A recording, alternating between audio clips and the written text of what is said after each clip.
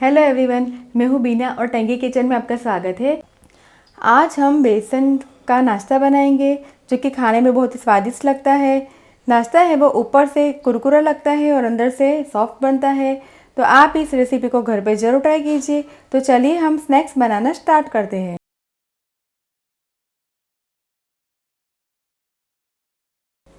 इसे बनाने के लिए मैंने यहाँ पे आधा कप बेसन, आधा कप सूजी मैंने बारीक इस्तेमाल की हुई है, 2 बड़ा चम्मच धनिया, 6 लहसुन, एक छोटा टुकड़ा अदरक का मैंने दोनों के पेस्ट साथ में बना के ली हुई है।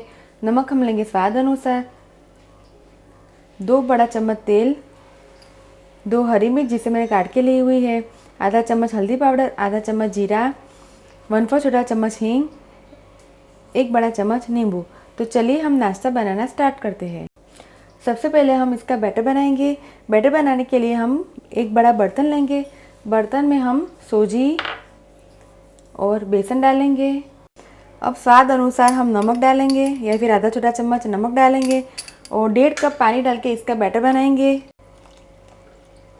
हमने यहाँ पे सूजी और बेसन इक्वल ली हुई है और पानी हमने 1.5 कप लिया है। बैटर हम हल्का सा पतला रखेंगे क्योंकि सूजी है वो फूल के तैयार होती है, तो इसीलिए हमने बैटर थोड़ा पतला रखा हुआ है। बैटर में लम्स ना रहे उस प्रकार से हम इसे हिलाएंगे। मैंने हिलाने के लिए विस्क का इस्तेमाल किया है। देखिए बैटर को मैंने अच्छी तरह से हिला दिया है और बैटर में एक भी लम्स नहीं आया। तो चलिए अब इसे हम पकाते हैं। इसे पकाने के लिए मैंने यहाँ पे पैन को गैस के ऊपर रखा है और 1 बड़ा चम्मच तेल डाला है। तेल गर्म हो गया है, इसमें हम जीरा डालेंगे। अगर आप चाहे तो अजवाइन भी डाल सकते हैं और 1/4 छोटा चम्मच हींग डालेंगे। जिसका फ्लेम हम स्लो करेंगे। अब इसमें हम काटी हुई ग्रीन मिर्ची, अदरक और लहसुन का पेस्ट, हल्दी पाउडर डाल के इसे हिला देंगे। अदरक, लहसुन और हरी मिर्ची को हल्का सा भून ले।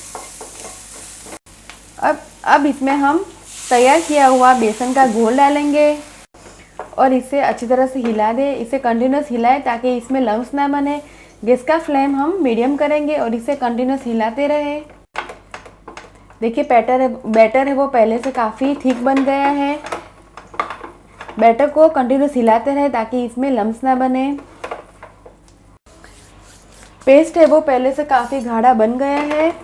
तो अब इसमें हम 1 बड़ा चम्मच तेल डालेंगे और इसे अच्छी तरह से हिला दें ताकि चिपका हुआ पेस्ट है वो सारा है वो निकल जाए और ये एक डो के फॉर्म में बन के तैयार हो जाए। इसे हमें स्मूथ करना है।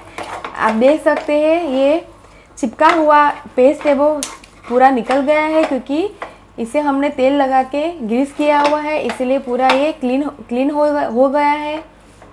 देखिए पैन में से चिपका हुआ सारा पेस्ट है वो निकल गया है और ये बिल्कुल चिकना बन के तैयार है। तो अब हम गैस का फ्लेम बंद करेंगे और इसे किसी प्लेट में ठंडा होने के लिए निकाल लेंगे। मैंने इसे प्लेट में निकाल लिया है और इसे प्लेट में थोड़ा फैला दे ताकि ये जल्दी से ठंडा हो जाए। अब इसे हम ठंडा कर ले और बाद में इसे हम फ्राई करेंगे। पेस्ट है वो ठंडा हो गया है तो इससे हम नाश्ते का शेप देंगे। तो नींबू साइज़ का हम डो लेंगे और डो को हम सिलेंडर का शेप देंगे। अगर आप चाहे तो इसके छोटे छोटे बॉल्स या फिर टिक्की जैसा भी शेप दे सकते हैं। आप अपने इच्छा अनुसार नाश्ते का शेप दे सकते हैं। देखिए मैंने 2 हाथ के बीच में इसे सिलेंड्रिकल शेप दिया है, ऐसा रोल बना के तैयार किया है और तैयार किया हुआ रोल को हम प्लेट में रखेंगे। देखिए इसमें क्रैक्स ना आए इस प्रकार से हम नाश्ता तैयार करेंगे। तो डो को हम अच्छी तरह से चिकना बनाएंगे ताकि ये नाश्ता है वो बिना क्रैक के बन के तैयार हो जाए। अब इसे हम प्लेट में रखेंगे। इस प्रकार से हम सारे रोल्स बना के तैयार करेंगे। मैंने नाश्ते को रोल्स का शेप दे के तैयार किया है। अब हम इसे तलेंगे। तलने के लिए मैंने कढ़ाई को गैस के ऊपर रख दिया है और तेल को गर्म करने के लिए रख दिया है। तो तेल गर्म हो गया है तो चलिए अब हम इसे फ्राई करेंगे। इसे तलने के लिए हमें तेल है वो अच्छा गर्म चाहिए और गैस का फ्लेम हम हाई ही रखेंगे। इसे हाई फ्लेम पर ही करेंगे।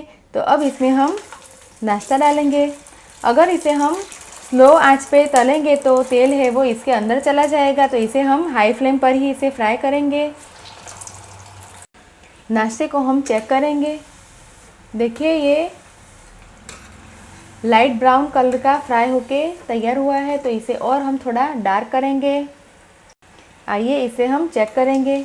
देखिए ये क्रिस्प फ्राई होके तैयार है, पूरा क्रिस्पी बना है, तो इसे हम निकाल लेंगे। और इसी प्रकार से हम नाश्ते को फ्राई करके तैयार करेंगे। याद रहे इसे हमें हाई फ्लेम पर ही फ्राई करना है ताकि इसके अंदर तेल है वो चला ना जाए।